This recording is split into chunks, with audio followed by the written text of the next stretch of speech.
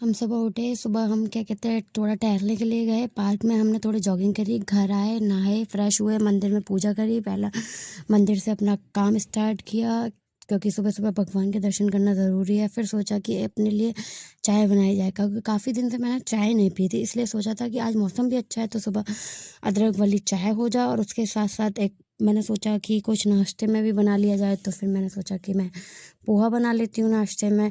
तो आज अदरक नहीं था लेकिन सोचा कि अदरक ला के फिर चाय बनाते हैं क्योंकि अदरक की जो चाय होती है वाक़ई में बहुत अच्छी होती है। फिर मैंने पोहा के लिए प्याज काटी, प्याज काटने के बाद पहले ही मैंने पोहा को भिगाने रख दिया था ताकि पोहा अच्छे से फूल जाए क्योंकि अगर पोहा को तुरंत भिगाते हैं तो उससे क्या होता है वो पोहा बहुत कड़क हो जाता है। इसलिए सोचा कि अपने लिए और भाभी के लिए चाय और पोहा बनाया जाए क्योंकि काफ़ी दिन से हम दोनों ने चाय नहीं पी थी।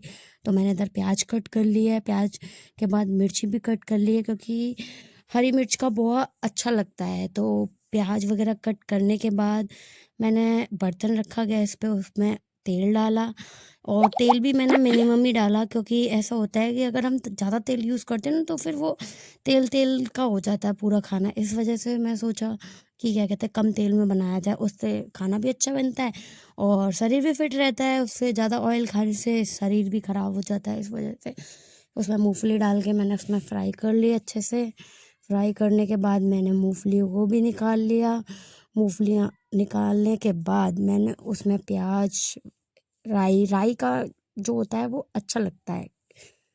राई प्याज़ वगैरह भूनने के बाद मैंने उसमें बेसिक से मसाले में बस मैंने हल्दी और नमक यूज़ करा था क्योंकि हम लाल मिर्ची वगैरह यूज़ नहीं करते पोहा में क्योंकि वो पोहा ख़राब लगता है फिर खाने में।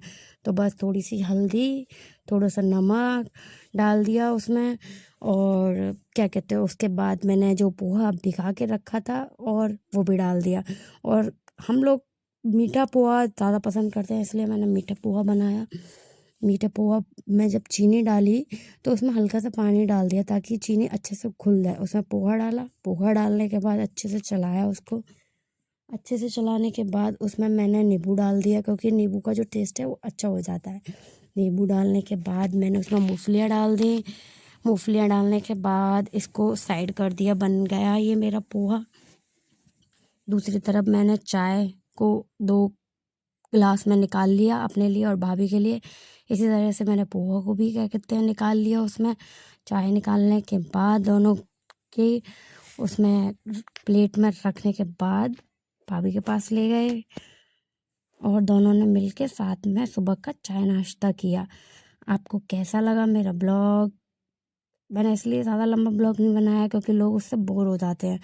फिर दिन के खाने में भाभी ने सुबह ऐसा होता है कि पापा और भैया ऑफिस जाते हैं दोनों जने, तो भाभी ने पहले ही सब्जी बना के रख दी थी, बस वो खाली रोटी बनाने को रह गई थी तो उन्होंने रोटी सेकी दिन में गरम गरम रोटी। ऐसा होता है रोटी ठंडी हो जाती है तो वो अच्छी नहीं लगती, इसलिए मैं और भाभी अपना बाद में रोटी वोटी खा खा पी के फ्री हो गए। फिर मैं अपने काम पे चली गई